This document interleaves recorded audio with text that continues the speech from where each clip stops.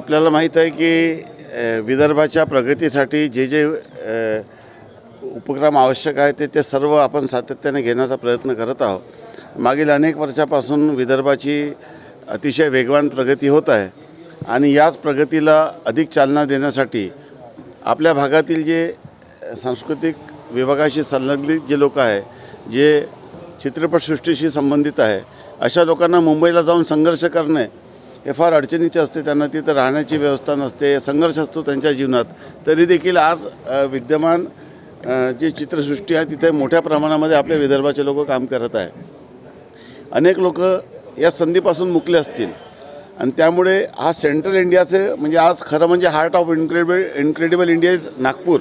0 mile हे देशाचा नागपूरला आहे आणि हे असताना या भागामध्ये एक चित्रपटसृष्टी व्हावी आणि मोठ्या प्रमाणामध्ये चित्रपटसृष्टीमध्ये लोकांना रोजगार मिळतो, अनेक प्रशिक्षित मनुष्यबळाची गरज पडते, वेगवेगळ्या पद्धतीने अर्थव्यवस्थेला चालना मिळते आणि आमचा अनेक वर्षापासून प्रयत्न सुरू होता आणि मागच्या सरकारमध्ये शेवटी आम्ही GR काढला।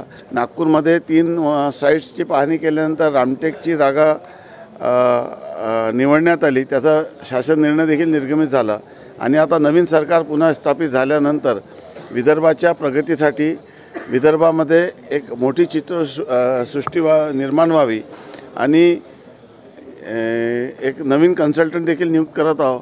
आमची इच्छा आहे की ज्यांनी रामोजी फिल्म सिटी ज्यांनी अनेक वर्ष काम केलं त्यांच्याशी देखील माझी चर्चा झाली, ते देखील येऊन इथं पाहून गेले। त्यांना देखील आपण या संदर्भामध्ये त्यांचं मार्गदर्शन घेतलेलं आहे आणि भविष्यामध्ये एक विदर्भाच्या प्रगतीसाठी आणि सेंट्रल इंडियामध्ये मध्य प्रदेश छत्तीसगडचा हा केंद्र आहे, ते देखील इथून जवळ पडते। या सर्व लोकांसाठी एक चित्रपटसृष्टी विदर्भात व्हावी अशी भावना अनेकांची होती। त्यात आता मूर्तरूप या ठिकाणी येत आहे आणि लवकरात लवकर आता माननीय सांस्कृतिक कार्यमंत्री आशिष शेलार यांनी सांगितल्याप्रमाणे आणि पूर्वी माननीय सुधीरभाऊ मुनगंटीवार यांनी याला खूप प्राधान्याने हाती घेतलेलं होतं आणि तेच आता माननीय आशिष शेलारजी पुढे नेत आहे आणि मला विश्वास आहे की विदर्भाच्या लोकांचं स्वप्न लवकर पूर्ण होईल।